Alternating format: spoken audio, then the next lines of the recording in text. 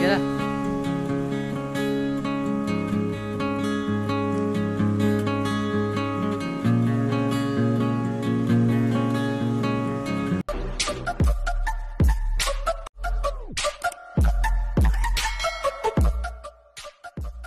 Guys, magandang araw po sa inyo at kumusta po kayo dyan?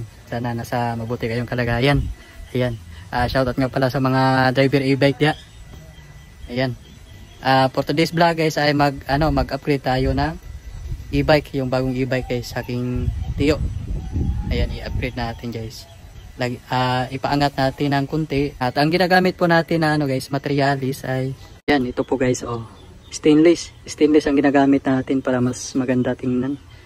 At ang number niya ay 304. Ayan.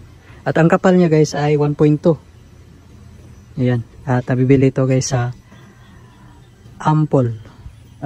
Doon sa guys, Lawaan. Malapit lang sa Centennial. Pwede ra kayong bumili doon sa guys, sa Centennial. Pareha lang yung presyo sa Centennial at saka Ampol hardware. Ayan. At ang ginagamit din natin na welding rod guys ay ito po yung gagamitin natin na welding rod guys. Nihon NSS 308. Ayan. Ito po yung may-ari guys. Tiyo na ko. Gamit po tag cutting desk o grinding stone. Yung barina. Dapat ready daan ng mga barina natin guys. Yung mga yabi. Tatanggalin muna natin to guys, yung nasa side. Dito tayo mag-upgrade ng design. Yan, sa gilid. Tangalat yun. Okay. Andun sa kabila guys, tanggalan. At ang unang gagawin natin guys ay kakating tayo dito dahil iangat natin yung sidecar. Dito iangat natin ng kunti guys.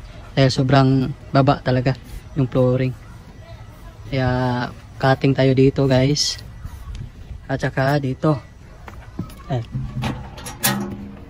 Yan, dito guys. Cutting tayo dito guys. Ayan. Yan, umpisahan na natin guys. At kailangan mag-welding kayo guys. Tatanggalin nyo muna yung yung plug para hindi masira yung battery. Ayan. Bago kayo mag-welding. Cutting.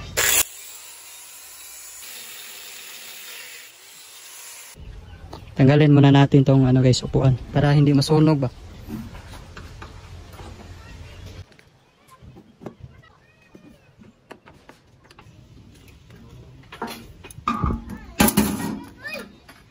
Okay.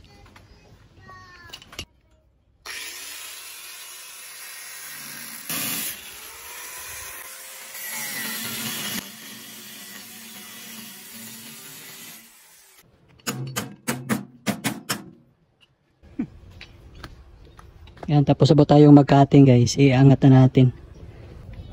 Angat natin guys.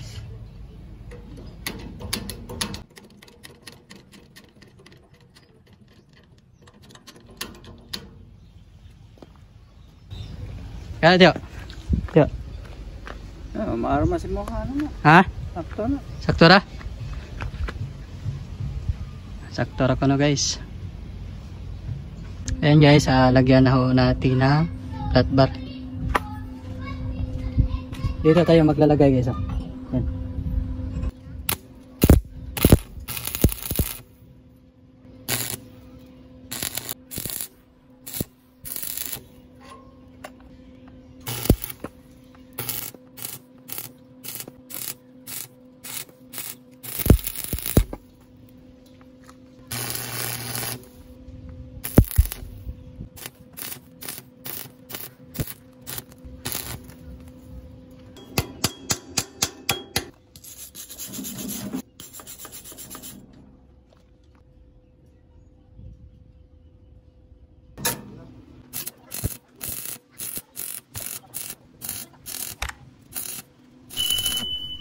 Ayan guys, gumawa tayo ng DIY bushing. Ayan. Lagyan natin ng guys, isa pang bushing para mas matibay talaga yung harapan natin. Ayan. Ikabit natin muna guys. Ayan.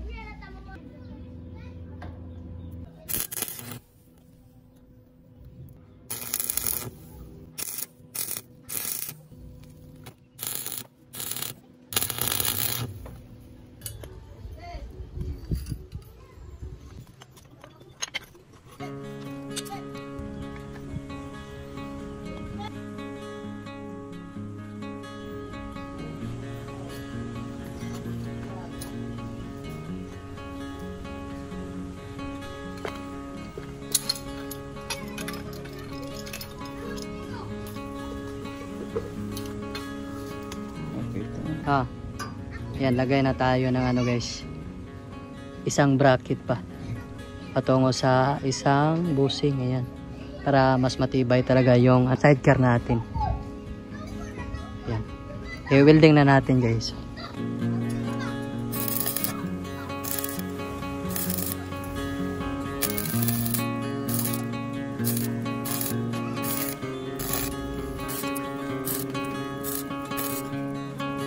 Yan, tapos po tayong maglagay ng bracket dito guys at busing. Yan.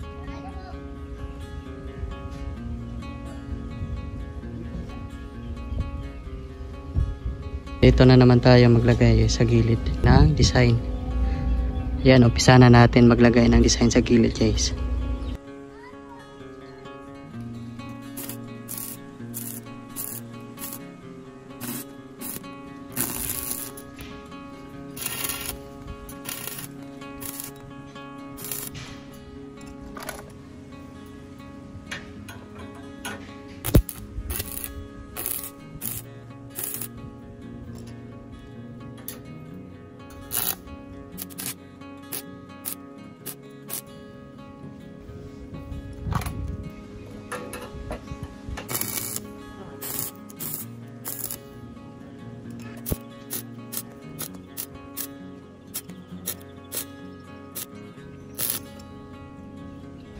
Yan, itong nasa front guys.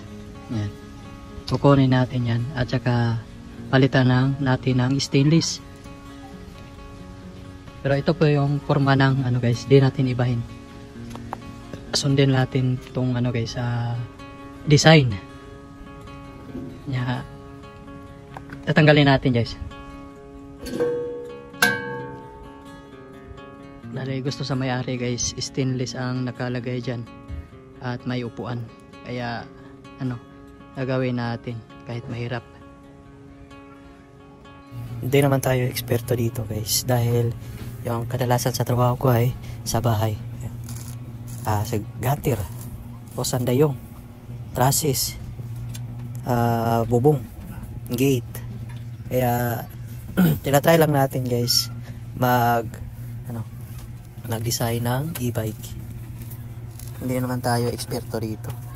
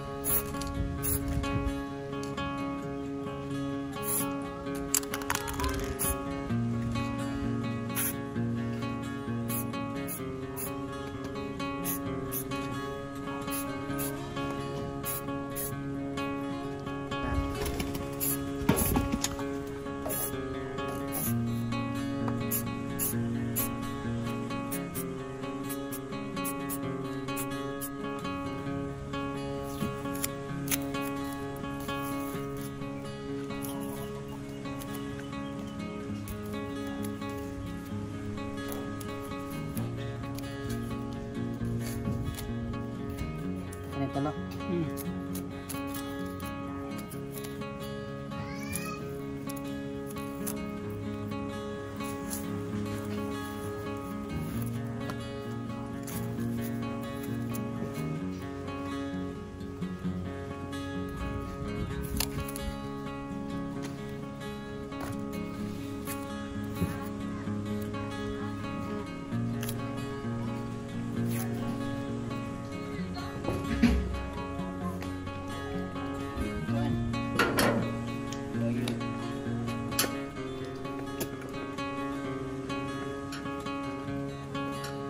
Tingin ko na tayo.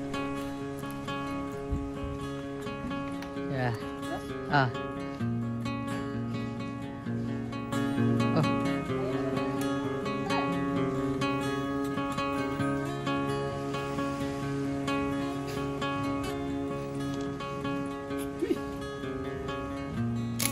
Okay na.